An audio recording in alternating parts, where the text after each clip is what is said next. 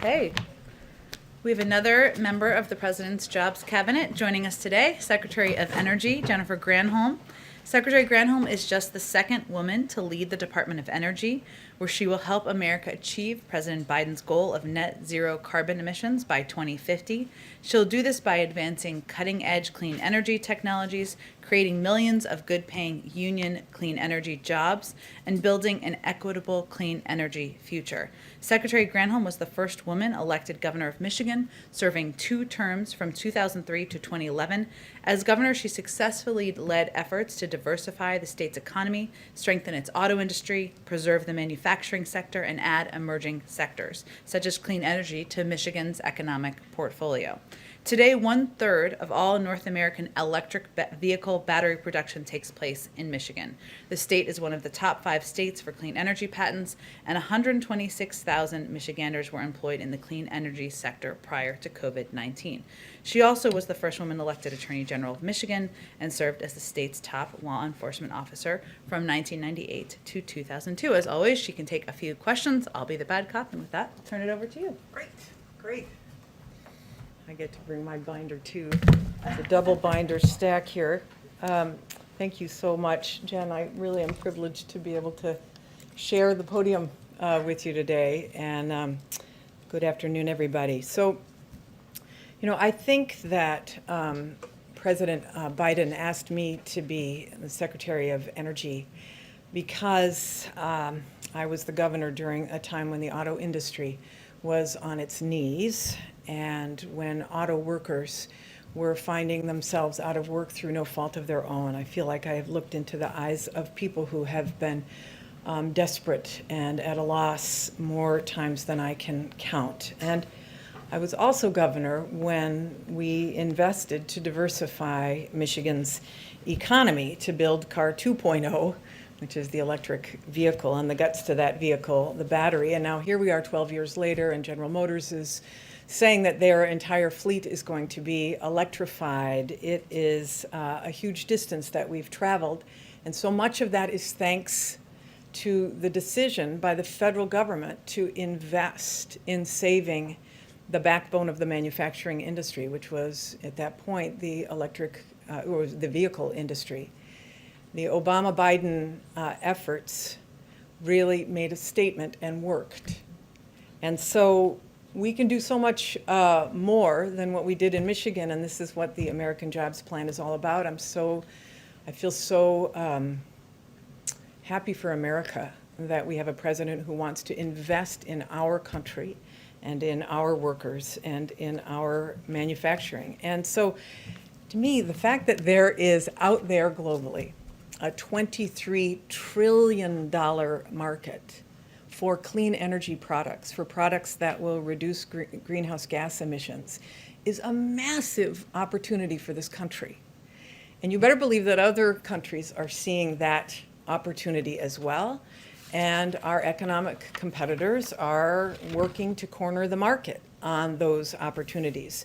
Countries like China are pressing their foot on the pedal and revving up their electric engines, and they are thrilled to see that the United States is standing still while they are working to create jobs for their people. After I was finished being governor, I traveled to China to see their clean energy efforts. I was with a group, and we went to a city, and I was standing next to the mayor of the city in China, and during a demonstration, he leaned over to me and he said, "So, when do you think the United States is going to get a clean energy plan?" And at this point, and this was several years ago, I said, "Oh, I don't know. There's so much polarization. It's difficult in Congress to get consensus." And he just looked at me and he smiled and he said, "Take your time. Take your time." Because they saw our passivity as their opportunity. And it's not just in China, it's in other countries too. Understandably, countries want to corner this market on clean energy products because we have 195 countries who have committed to lowering their greenhouse gas emissions. So the question is, where are those products going to be built, and who are they going to be built by? And it's going to take a lot of work, literally. We need millions of people in the United States working to lower greenhouse gas emissions. And we all know that in the 21st century, making sure that we have the right infrastructure is critical. Infrastructure is, yes, roads and bridges, but it is ports and airports, and it is trains, and it is the pipes that pump water into our homes, and it is the broadband that brings the world and learning to our children. It's the broadband that brings economic opportunity to our businesses. Of course, it's the electrical grid that keeps the lights on after what happened in Texas. Can anybody really doubt that electricity and the electric grid is part of the foundation of who we are as a nation, and we need to invest in it if we want to make sure power keeps coming to our homes. There's an interesting poll that was done in February by Consumers Reports, and they found that 76% of Americans think that broadband is as important as electricity and water. I mean, how can we not agree that broadband is infrastructure? And yet, we have been disinvesting in infrastructure as a nation for decades, in infrastructure, in research and development, and in manufacturing. All of them we have been disinvesting in. Infrastructure, as you know, is now the smallest share of our economy since World War II. We are at a 72-year low with respect to manufacturing. Research and development has been dropping since the 1960s. China and our economic competitors are investing in research and development because they want to seize the future. They want to surpass the United States. And if we allow that to happen, we will be weaker as a nation, and we will fall. And we cannot do that. And that's what this American Jobs Plan is all about. So we can't just sit around saying we need to do this. It's bipartisan. We know that Republicans and Democrats, it's a joke in Washington, Infrastructure Week, and Democrats and Republicans have been making that joke, but it's not a joke anymore. We need to get it done. And there is bipartisan support for these elements, these basic elements. So starting on Inauguration Day, just to say a word about what DOE, Department of Energy, has been doing, we've been rolling out efforts to research and development and deploy clean energy technologies with an eye toward creating jobs. And if the American Jobs Plan passes, this will be able to be put on steroids.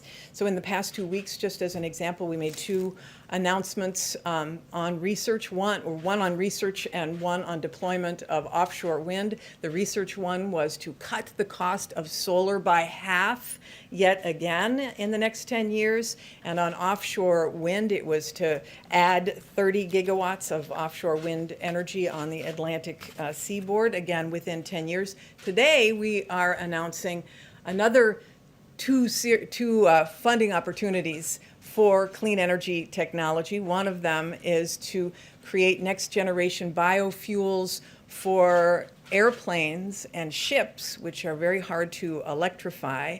And the second is to announce clean energy technology funding opportunity to reduce methane emissions from the coal, oil, and gas industry. And as many of you know, methane is an extremely potent and dangerous greenhouse gas. But these investments are really just a down payment on what we need to do as a nation, and the American Jobs Project will take us the rest of the way. And I want to emphasize because I've been meeting with so many stakeholders on this, the true importance of ensuring that 40% of the benefits of the American Jobs Plan go to communities that have been left behind or unseen, people who have been in the shadows of power plants and whose children have to gasp to breathe or use an inhaler. We need to remedy a moral wrong and make those investments, and the American Jobs Plan will allow us to do that. It's a once-in-a-century investment to seize a once-in-a-century opportunity. That's what the people elected Joe Biden to do, and we've waited far too long to do it. So we're going to get it done. We're going to put America to work, and I'm happy to take any questions. Thank you, Secretary. If I can shift gears a little bit, one of the things in the President's infrastructure package was investments in advanced nuclear development. One of the things I know you mentioned, you reiterated during your confirmation hearings, the President's opposition to funding for a nuclear fuel repository in Apple Mountain. Where does the Biden administration plan to store the nation's spent radioactive nuclear fuel, and what's the ongoing process of that review? Yeah, some of you may recall there was a bipartisan commission on what to do about spent nuclear fuel. There has to be a consent-based process to be able to do that. We are beginning that work inside of the Department of Energy. We have to find a solution, but it has to be based on, community agreement. Is there a timetable for that review when you? We'll make an announcement. We'll be making an announcement on that. Not ready to say yet. And then just changing gears again, the last administration invested heavily in the nation's nuclear triad, the development of new and improved nuclear weaponry. Is the policy of this administration that a lot of this development falls under your department to continue that R&D, that expensive R&D to modernize the nation's nuclear arsenal? We have to modernize the nation's nuclear arsenal. We have to keep and maintain the stockpile to make sure that it is safe and effective, and we will continue to do that to ensure that we can deter nuclear aggression from other countries. So our nuclear deterrent is important, and it is embedded in the values of that stockpile, and we'll make sure that our people are safe. Thank you so much. I've heard you talk about the corporate tax rate and what they want to do with this infrastructure bill. Can this infrastructure bill be successful with a 25% corporate tax rate? As the president has said, this is a negotiation, and he really does want to hear from Democrats and Republicans about what would be acceptable to get this across the line. So there is room for negotiation. His point is that it has to be paid for. And so if it's not a 28%, what else is it? And we're very encouraged by those who have been bringing ideas forth, and we are hopeful that, especially when Congress gets back next week, that those discussions can begin in earnest. All right. Thank you. You're one of the 5 cabinet secretaries that the president is tasked with engaging with Congress on this. You mentioned the president's willing to negotiate. He says he's open to alternative ways to pay for this if Republicans put forth any. In your conversations at all, have you heard any such alternatives from Republican members? I have. Yeah, I'm not going to make announcements for them. They obviously want to bring forth their own ideas, but I have heard alternatives, yes. And the president also asked you to help engage the public in selling this plan. You haven't hit the road yet, though. Is that something that you plan to do in the coming weeks? Well, we're going to be taking our guidance, from the White House in terms of what's safe, et cetera. We've certainly been hitting the Zoom and making our case through that and the phones. So we'll see, how it goes. There is a period of time that we have to be able to do this, but we want to make sure that it's safe. Tamara? Yeah, in terms of the negotiations, the discussions with Congress, is there a deadline? Is there a time frame where this turns into a pumpkin? Or you just go it alone? Yeah, I don't know if you want to answer that, Jen. We'll have a whole briefing after that. Yeah, I know that they said that they would like to see progress by Memorial Day, and hopefully we can start to see that, but obviously those meetings have to begin in earnest next week. Francesca? Thank you. What do you say to Americans working in the oil and gas industry in California and elsewhere who say that these have been good paying jobs that have given them access to the middle class? And what, if anything, can the federal government do to ensure that these clean energy jobs, like the ones that you described, are as good as the ones that they'll be replacing? Yeah, this is a great question. And this is why the American Jobs Plan is very specifically targeting communities in coal and power plant areas, in gas and natural gas. There are billions of dollars in this bill for the technologies that will reduce CO2 emissions in those industries.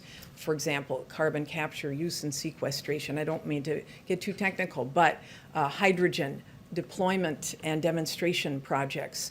I've been talking with my counterparts around the world. There is a huge appetite for a partnership with America on these next generation technologies that will reduce CO2 emissions from that kind of baseline power.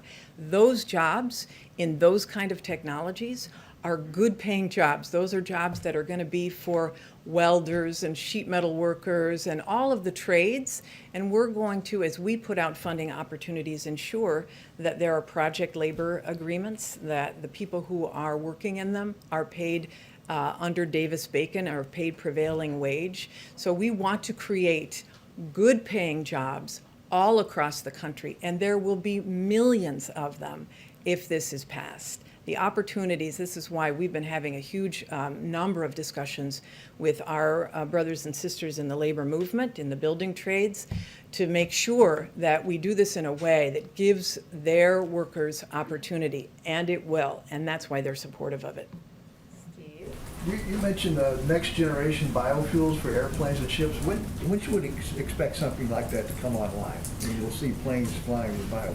Yeah, well, it's going to take, I mean, obviously we got to get started on it, and this is a research opportunity. It is not a deployment opportunity. But because funding opportunities really accelerate so much appetite for the technology, and because there have been a lot of breakthroughs. In fact, the airline industry itself has been investing in next generation biofuels to be able to demonstrate that it can be used. So, without saying specifically, I think certainly within 5 to 10 years, we will be able to see this deployed and available for both shipping and for air. Last question, Nancy. Thank you. I'm wondering how, you're talking about how the American Jobs Plan, if it passed, would create good jobs. I'm wondering what levers that the federal government has to ensure that those jobs will be, at a certain wage scale, have benefits. Like, what can you do to enforce that? Yeah, I mean, as we know, the federal government has many mechanisms for pushing out funding, and that includes bidding on projects, and that includes passing it through in competitions, et cetera. In those opportunities, you can attach strings to make sure that these are good paying jobs, that they have project labor agreements, et cetera. And so I know it is, and it's true with respect to the federal government's buying power as well as procurement power. We want to make sure that we create good paying jobs for all kinds of people in every pocket of America, and that means good paying union jobs. So we're going to use every lever possible to be able to do that, including if you want to bid on this, you've got to make sure that you have a project labor agreement. Thank you, Secretary Granholm. All right, for joining thank us. you. Appreciate it. Good luck. Thank you so much. Wait, I got to grab Oh, go ahead. mask. Sorry. Thanks. Okay. Couple items at the top. As President Biden noted in a proclamation issued on Sunday, we are marking Holocaust Remembrance Day this week. Today, we rededicate ourselves to standing in solidarity with the Jewish people in America, Israel, and around the world, and to remembering the horrors of the Holocaust. An estimated 6 million Jews perished alongside millions of other innocent victims around the world. We honor the memories of precious lives lost, reflect on the incomprehensible wounds to our humanity and the lessons learned, and mourn for the communities broken and scattered. And we embrace Holocaust survivors, some of whom are still with us. They deserve our continued support to live in dignity. With that, short topper. I only had one today. Go ahead. Thanks, And a Mary. secretary. So on the president's gun announcement, he announced that he's going to ask Congress to take action to repeal gun manufacturers' liability protections. Yes. That had been a day one promise of his. When should we expect to see that text sent to the Hill? And if it was a priority, if it is as big a priority as he said it was for him just a few minutes ago, how much effort is the president willing to put into gun control right now when so much of the administration's focus right now is on the infrastructure plan? Well, first, let me say that there has been legislation introduced in past Congresses, and we certainly hope, and he's calling for members to reintroduce legislation on gun liabilities for manufacturers. It is an issue that he talked about on the campaign trail, and he continues to believe that addressing that, holding manufacturers to the same account as other industries, is pivotal in keeping our community safe, keeping our families safe, and addressing the threat of gun violence across the country. So what he is calling for is for the introduction of legislation, of which there has been past versions. I will say that this has been an issue that the president has been working on for decades throughout his career. He helped pass the Brady Bill. He helped ban assault weapons back in the 90s. He believes that taking additional steps on background checks, that putting in place an assault weapons ban again, are pivotal to keeping our country safe. He strongly supports the background check bills, the two that have passed the House.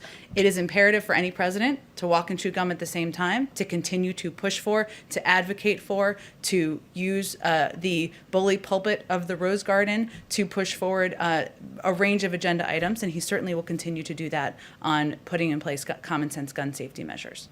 A couple of weeks ago, in a press conference, the president sort of said, sequencing is important here, but essentially acknowledging that maybe the president can walk and chew gum, maybe Congress can't, and the president decided to put infrastructure before gun control, before climate change, before some of these other issues. Why are guns not going before infrastructure? Well, Congress plays the role, the Senate and the House, in moving legislation forward. And at any given time, there are multiple pieces of legislation moving their way through committees, moving their way through the House, moving their way to the Senate. There are 2 background check bills that have passed the House that can move to the Senate. He certainly is an advocate for those, while at the same time being an advocate for moving forward on the American Jobs Plan. And then finally, just a different topic on Afghanistan. Should we expect to hear from the president before May 1 about what he will do with American troops still there? I mean, it seems they're going to stay there beyond the sort of time is running out for an ordered withdrawal for troops still there. Right now, is that an accurate assessment that there will be troops there on May 2nd?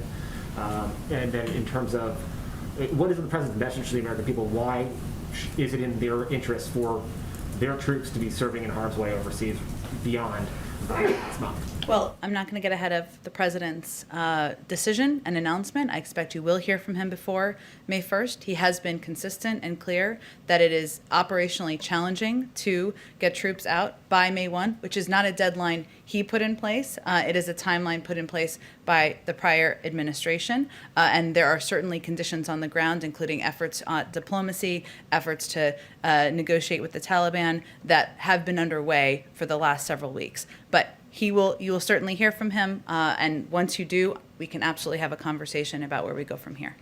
Go ahead. Thanks, Jen. Given the narrow majorities in the House and the Senate right now, does the president think enacting universal background checks this year is doable? I think the president is going to leave the analysis of what's viable and doable to all of you and people on the outside, and certainly he's not vote counting himself, but he is also clear-eyed about the challenges in moving forward with legislation with the current makeup of the Senate. He is going to continue to advocate for that, as he did just today, just this morning in the Rose Garden, surrounded by some of the bravest and most courageous advocates for gun safety legislation in the country. But he also is not going to wait. And that's why he took action on, announced several steps that can be taken in the form of executive actions, in the form of guidance, and in the form of nominating someone to lead the ATF, because he feels you can't wait, and he's going to use the power of his presidency to take steps forward. Because this gets a little bit of what Zeke was getting at. I mean, we have a jobs cabinet now. We have face-to-face and Zoom meetings ongoing with Republicans and Democrats about infrastructure. Should we anticipate a gun control cabinet or meetings with Republicans about this issue? I certainly would anticipate the president will raise this issue in a range of conversations he has with members of Congress. This obviously is slightly different given the role of the Attorney General in measures on gun safety, and as is evidenced by the fact that he was present there today. So it's a bit different from a jobs cabinet, but I can assure you for members where this is appropriate, where it's an appropriate role for them to play, for members of the administration in the White House and otherwise to communicate with members of Congress, that will certainly continue to be at the top of our list. Two other unrelated things real quick. The U.S. and Iran are engaged in and indirect nuclear talks this week. Will Americans detained in Iran be part of those discussions?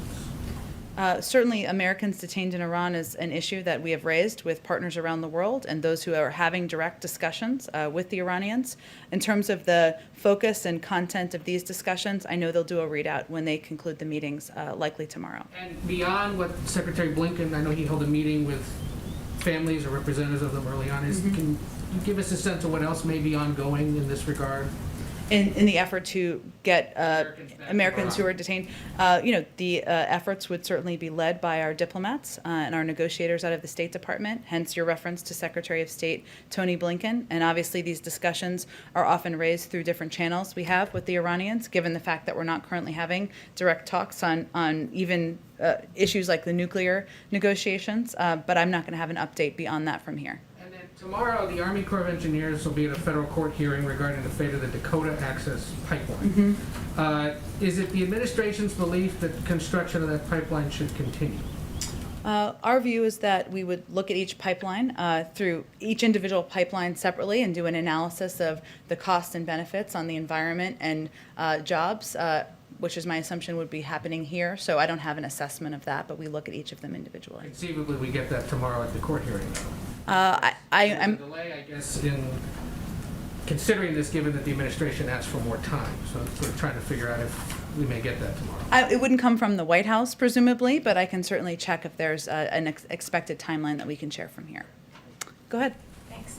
Following up on Zeke's question on the manufacturer liability bill, the president just said that if God granted him one item on his to-do list, it would be to get this done, to make it so that gun manufacturers can be held liable. It is something he promised on day one. It is day 78. What's the holdup here? There's no holdup. It just legislation needs to be reintroduced. There are a number of members in Congress who are strong advocates for exactly what the president supports, share his view about the impact, and we're certainly hopeful and encourage them to move forward on that legislation, reintroduce it. But the president promised to send his own plan. It's clear that you're waiting to see how this works its way through Congress, but why not put out your own bill, lead the charge on this? He is leading the charge by advocating for this moving forward, by using the bully pulpit of his presidency and of the Rose Garden to advocate for this legislation moving forward. It is the role of Congress, of course, to push legislation forward, to vote on it, to move it through committees, and he certainly is hopeful they'll do exactly that on this issue. The president did suggest recently that, tackling this is a long-term issue, as he put it. Given the recent shootings, does he still see it that way? Does he still see this as a long-term issue? I think he certainly sees it as an issue that we won't solve overnight. So yes, he sees and is encouraged by the actions that we've seen across states. Take red flag laws as an example. There are 19 states. Many have implemented those laws in just the last few years. We know that they're impactful. In many places, there's bipartisan support for that. One of the announcements he made today was that we will be putting forward guidance to make it easier for states to put forward those laws. He knows that sometimes the first action doesn't happen at the federal level. It can happen at the state level. We've certainly seen that on a range of issues, and we've seen that on gun safety legislation as well. So he's encouraged by that, but knows that it can be a long journey. And has he been in touch with Leader Schumer about the next steps forward, especially on these bills that have passed the House? As you know, he's regularly in touch with Leader Schumer, who shares his commitment and concerns about the impact of gun violence on our communities, on this country, and they certainly discuss this among a range of other issues. The president does actually have it here, the list of all the promises that he made during the campaign of gun actions that he wanted to take. Obviously, you're doing what you think you can unilaterally, waiting for these measures to work its way through Congress. Does the president feel that he's doing everything he can to meet the scope of these commitments right now?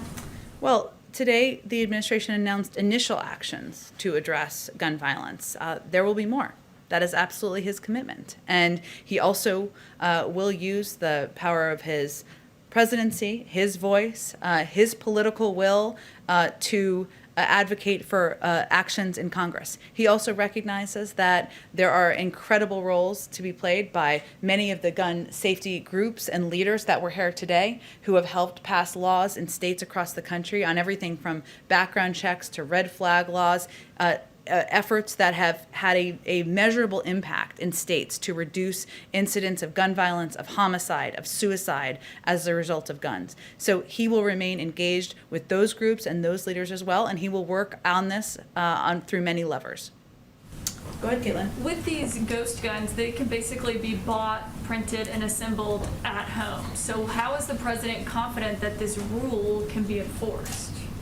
Well, it's a rule that is being put in place by the Department of Justice. It is certainly a step to make that more difficult, to regulate an area of gun production that has not been regulated previously. So it's something that will have to be worked through law enforcement officials around the country, through the Department of Justice. Right, but if you're like doing it at your house, how are they going to know to be able to enforce that? Well, there's the purchase of kits, of course, that's part of it. But certainly putting in place steps to make it more difficult, to make it harder, to regulate the ability to gain access to ghost gun kits is certainly a step forward, in our view. Okay. My other question is on the ATF nominee. When is he expected to formally nominate David Chipman to this role?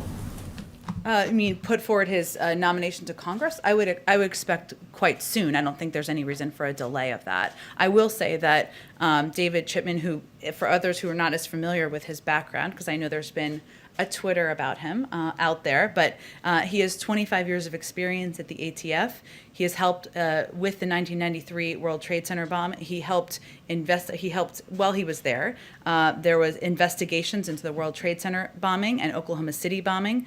He's overseen complex firearms trafficking cases, and he is a gun owner himself. So the president's view is there's no one better to lead the ATF. He's certainly looking forward to putting his nomination forward, and I expect there would be no delay in that.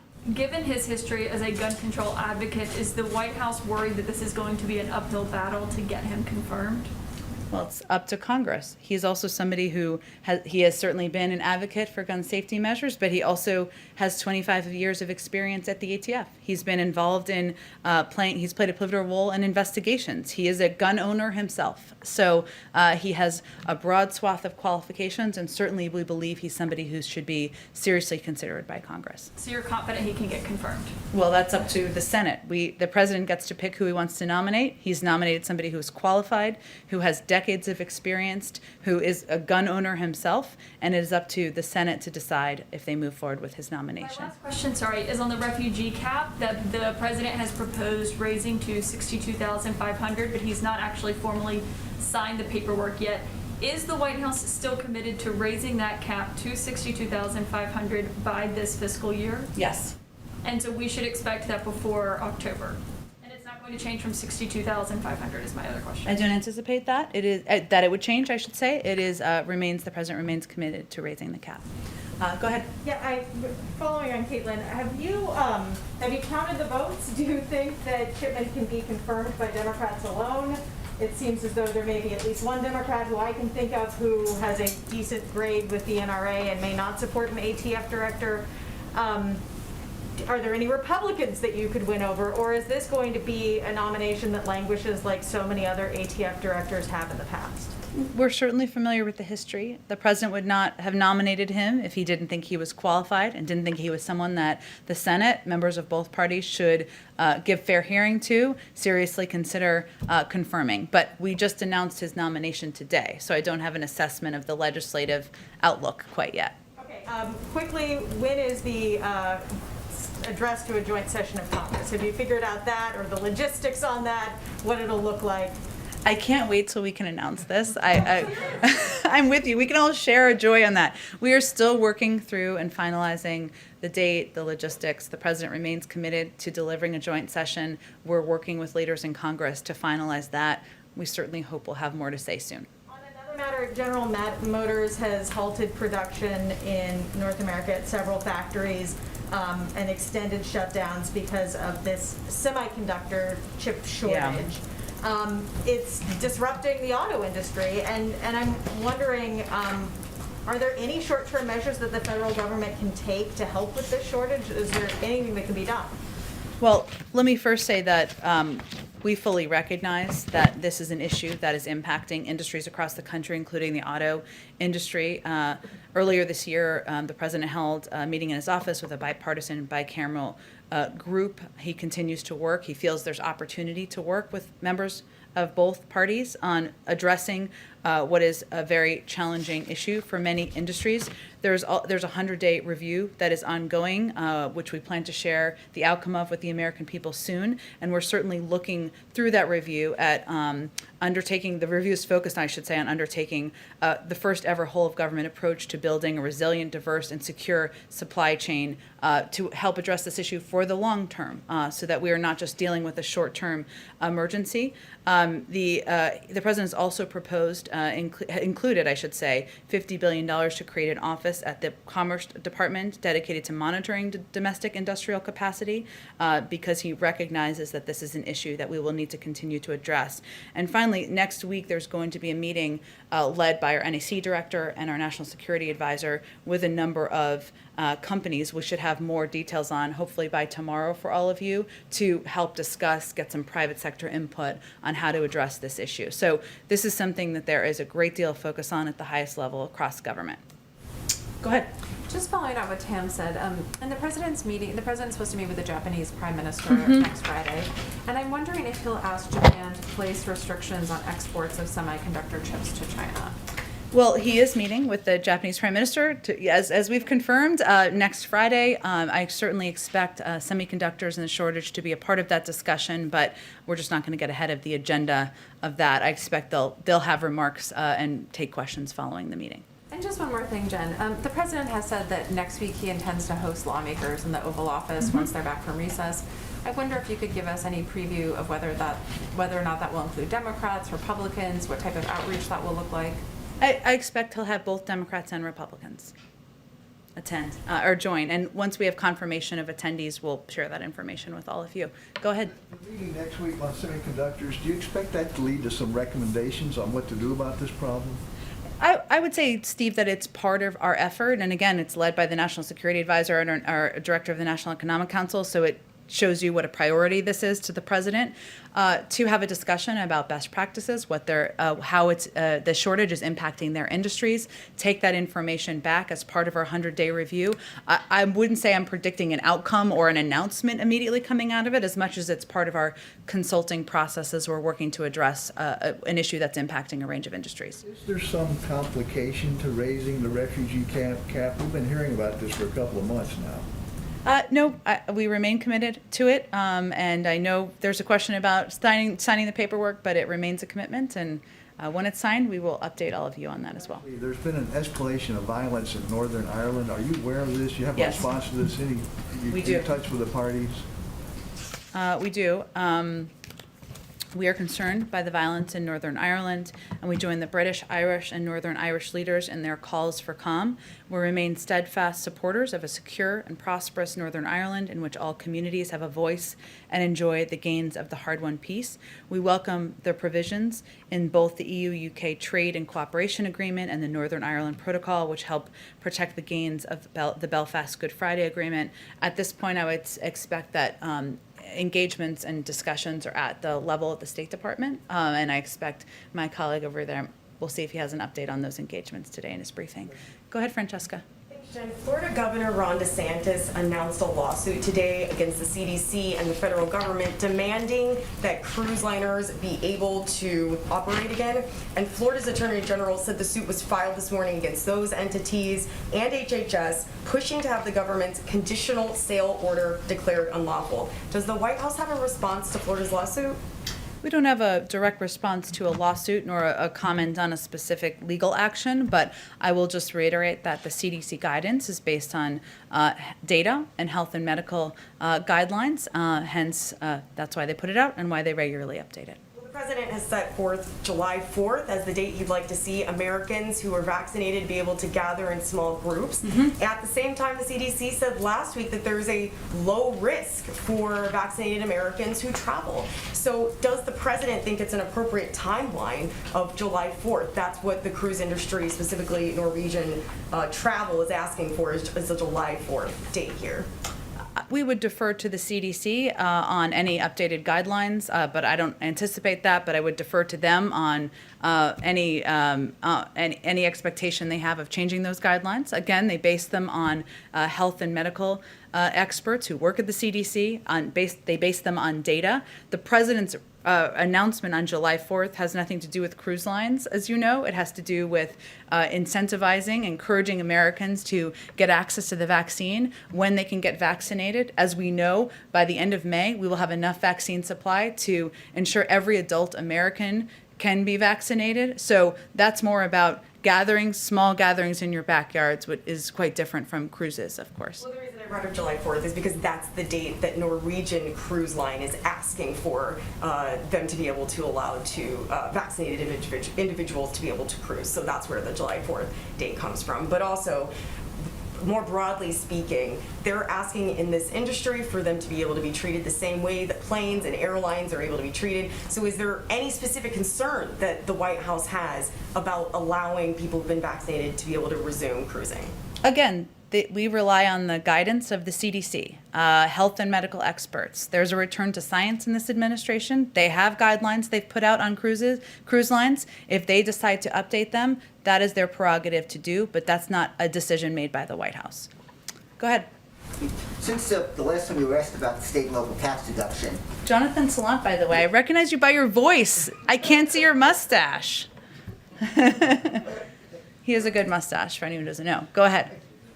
Last time you were asked about state and local tax deduction. Yep. Since then, Speaker Pelosi has now come out in favor of removing the cap. You know, we know where Schumer stands on the cap. And we also know that enough House Democrats, mainly from New York and New Jersey, said they won't support bills without removing the cap. And they could sink the bill if they stand to that thing. Given that, are you working with members of Congress now to try to find a way to address their concerns on the deduction cap? Well, we certainly know this is a proposal that a number of members have, and they've advocated for eliminating the SALT deduction, or returning the SALT deduction, I guess I should say. It is not a revenue raiser, as you well know, but we are open to hearing their ideas, whether it's this or whether it is different proposals or different numbers for the corporate tax rate, what it could be raised to, or whether it is different ways we can approach expanding broadband access or rebuilding our roads, railways, bridges, and helping our caregivers. So we expect this to be a part of the discussion. We expect members to continue to bring forward ideas, including around issues like SALT, and that will be a part of the negotiations moving forward.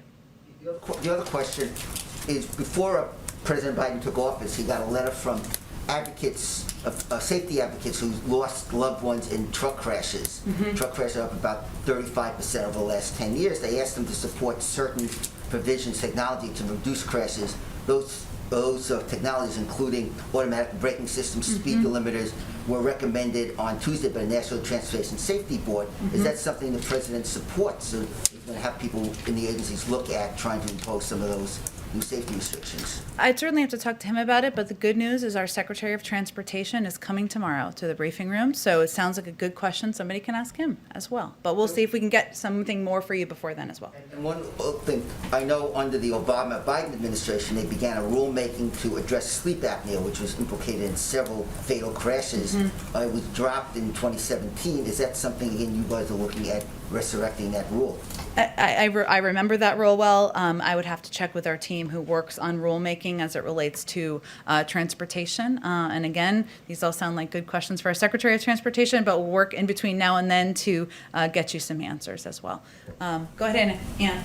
Yeah, just back on the liability, gunmaker liability issue again, at the risk of flogging a dead horse. I'm just wondering if you can explain what changed between when, as a candidate, Biden said that he would send legislation himself on day one to now, day 70, whatever it is, when your position is that Congress should do this on its own. Is that right? What I don't think we're saying on its own, on their own. Just like there is legislation on banning assault weapons that the president supports, there's legislation on expanding universal background checks, which he supports. There's also been legislation, many cycles of Congress on gun liability, holding gun manufacturers to the same liability standards as other industries. So all I'm conveying is he would certainly advocate for that, as he did today. There is an opportunity to reintroduce legislation. We're certainly hopeful that members do that,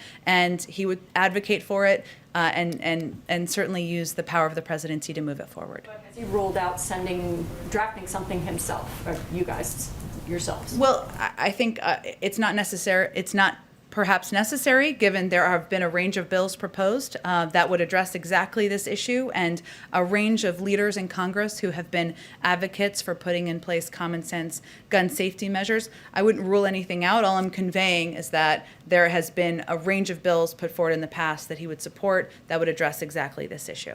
Go ahead, Ann. Go ahead. Actually, something Okay, else. go ahead. So there's a spike in coronavirus cases in Japan, and vaccines are in very short supply. With the Prime Minister coming next week and the Tokyo Olympics as a huge priority for the Japanese, is it still the U.S. position that American athletes should attend those games? And are you persuaded, is the President persuaded, that they will be safe? Our position hasn't changed. Obviously, we work in close coordination with the U.S. Olympic Committee on assessing, and with our health and medical advisors in the U.S. government on assessing, but our position has not changed in their attendance at the games. One more very quickly. Is there any update on announcements for ambassadors? We're now past March, which you had said was sort of when many other administrations had done so, and you haven't put any big ones forward yet.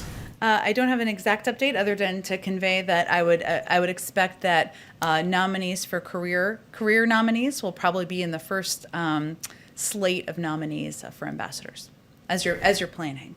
Go ahead. Thank you, ma'am. A couple questions on the president's gun safety executive orders. I'm wondering, does the administration have data on how many crimes have been committed with these ghost guns that your team could share? I'm sure we can get you some data, sure. And I bet you a range of the experts who are joining us here today have a bunch of data and that they could share with you as well, even maybe on their websites. Very good. All right, then following up, the president said a moment ago, quote, "You go to a gun show, you can buy whatever you want, no background check." Is there a special exemption in federal law that he was referring to, or just do FLA dealers not have to do background checks when they're at a gun show? Are you asking me if he was referring? No, it's okay. Were you asking me if he was referring to like a specific circumstance? Or I'm sorry, just tell me a little bit more about your question. I mean, is it the president's belief that you do not have to undergo a background check when you are at a gun show? No, it's not his belief. He believes that background checks should be universal. Right. He says no background check. Well, we know what his position is, right? So let me reiterate that, which is that gut background checks are something that should be universal. They're supported by more than 80% of the public. He's supported legislation, advocated for that, and advocated against loopholes as well. So that's his position, and I appreciate you asking for the clarification. Go ahead. One here. I know the DOJ is working on this regulation, Sure. And then we're gonna have to wait. But with regards to the stabilizing braces, what's the message to people who, earlier on, before this was an issue, law-abiding folks who bought these and who weren't criminals? According to the Congressional Research Service, there's something like 40 million currently in circulation. What should the law-abiding American do as they await that regulation? I mean, should they expect buybacks, or should they be prepared to turn those in, or is this a confiscation situation? I don't think that's what we're suggesting. There's obviously going to be some time to put in place this regulation, as you referred to, and take a close look at the most effective way to do that. And what the effort here that's underway is to put in place measures that make the country safer and make communities safer. And obviously there are impacts. Every step that he announced today, we believe would do exactly that. And then a quick circle back from last week in terms of the scheduling of fentanyl as Schedule 1. I know it's a difficult issue with a lot of moving parts, but given that scheduling is set to expire in May, is the administration taking a closer look at the scheduling of fentanyl analogs? I know you asked about this, and I'm sorry we failed to get you a good answer on it. We will venture to do that before May 1st is the deadline. Is that not your deadline, but the timeline? The timeline of the expiration. Is that correct? It's the first week of May. Okay, we will check that, and we will venture to do a better job getting back with you on that. Go ahead. As today's print cooler, I'm going to ask, I've been quirking myself, what are my colleagues can't be here because of COVID restrictions. And then I have a wild card question. Okay. I like the setup. Go ahead. All right, let's start with me. Okay. Despite warnings, anti-transgender bills are an illegal form of sex discrimination, a number of states have enacted into law measures against transgender youth, including a measure the Arkansas legislature enacted into law this week by overriding a veto of the governor. Will the president reach out to the attorney general for legal action against these measures? I don't know that I can stand here. I can't stand here and predict legal action. Obviously, that would be a decision made by the Justice Department and the Attorney General. What I can say is that the president's view is that all persons should receive equal treatment under law, no matter their gender identity or sexual orientation. That's fundamental to how he will make laws, advocate for laws, I should say, how he will communicate about his views on the rights of transgender individuals in the country, and certainly, what his view is as it relates to any actions by the government. But in terms of legal action, I would point you to the Attorney General and the Justice Department. Well, I understand that, but why not? Why shouldn't the president be able to communicate with the attorney general on legal He action? certainly can. I don't have anything to predict for you on that at this point in time. And the question from my colleague is next. How involved is former President Obama and First Lady Obama in the Biden-Harris administration? Is President Biden seeking to bring back the often bipartisan portrait unveiling events at the White House? I'm certain we will have bipartisan portrait unveiling events at the appropriate time when COVID allows. I don't know when that will be, but that certainly would be something I know the president would support.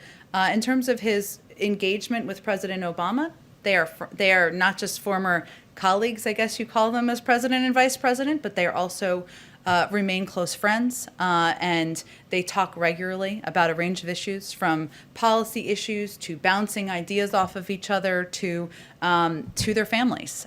So they are in close touch, but we just don't read out those specific calls. We keep them private. And now my wild card question. Okay. There's a lot of construction going on in the South Lawn. What's up with that? Oh, I like that. I'm happy to get you kind of a more official response on this, but it is a kind of regular maintenance. I think we expect it to be going on for 8 to 10 weeks, but we can get you a more official.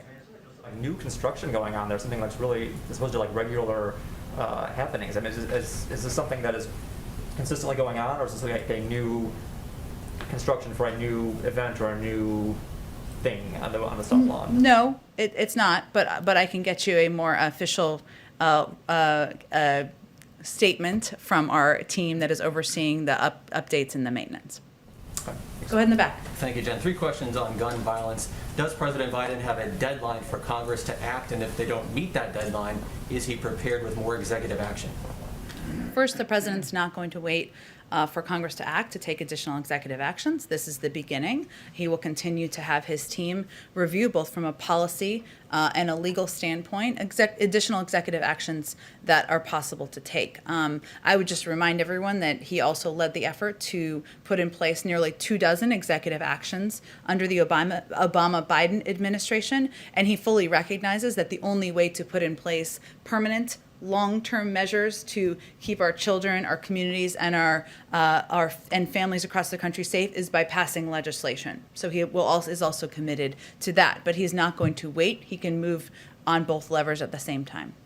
And how soon does the president expect or hope to see change due to the executive action today? Change in what way?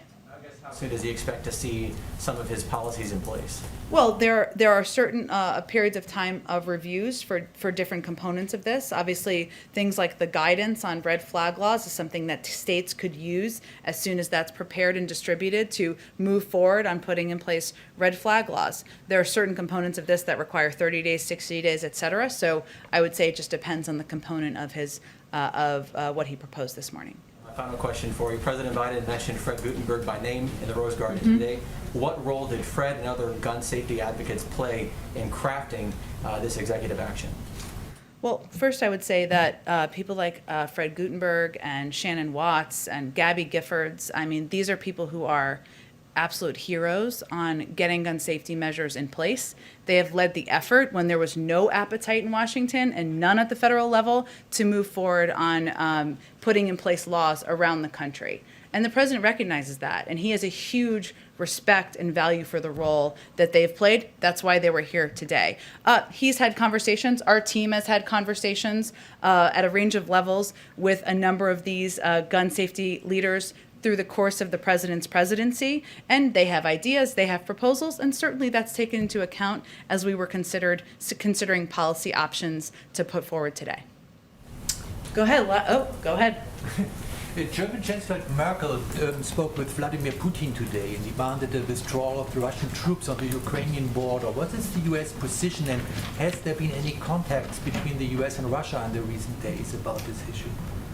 I don't have any additional contact to read out, aside from I think the last high-level contact was at the defense minister level that took place at the end of last week. But since you gave me the opportunity, let me just convey that the United States is increasingly concerned by recent escalating Russian aggressions in eastern Ukraine, including Russian troop movements on Ukraine's border.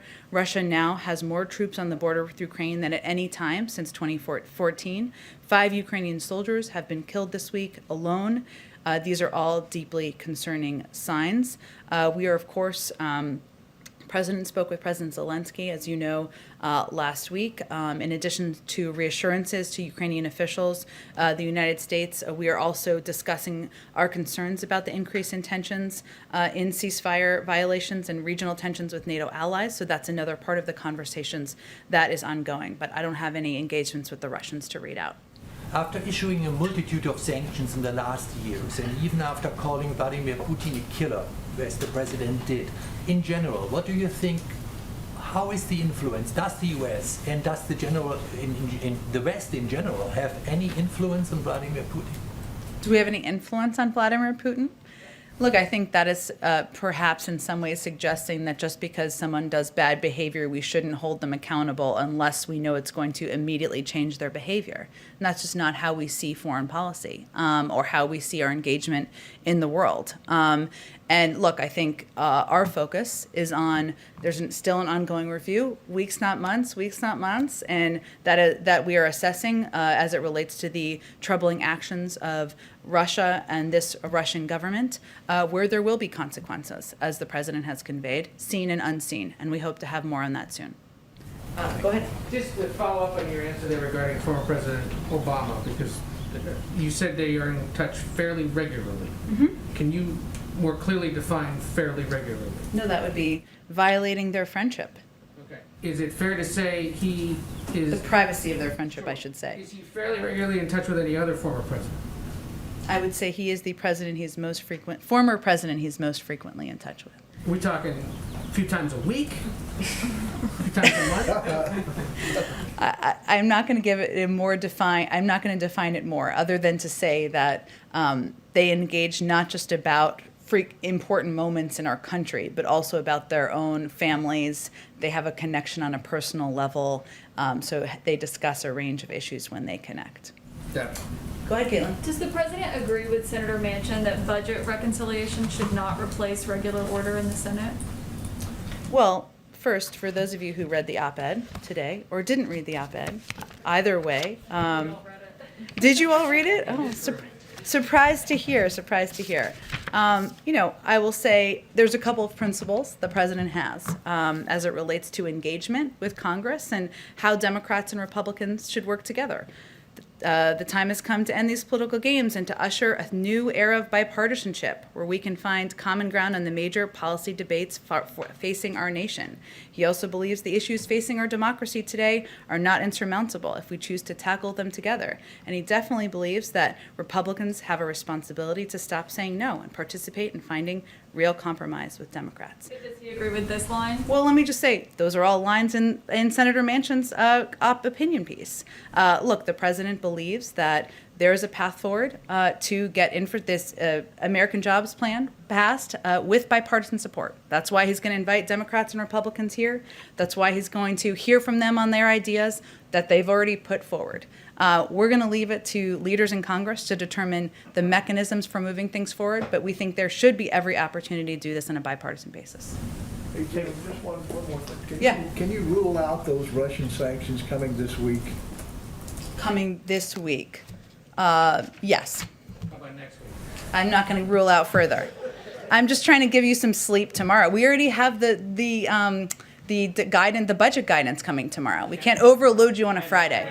One more thing about infrastructure. I know that you mentioned Secretary Buttigieg would be here tomorrow. Unfortunately, due to social distancing, I will not be. So when it comes We to will the take roads your and- questions with one of your colleagues. We will email the print pooler, but Okay. with regards to the 20,000 miles of highways, roads, and main streets that Yep. are in the president's infrastructure plan, it also says it will fix the 10 most economically significant bridges in the country, and it specifically says it will repair the worst 10,000 smaller bridges. So the White House, to this point, has not released any sort of a list of these. So why isn't there a list that you can share with us?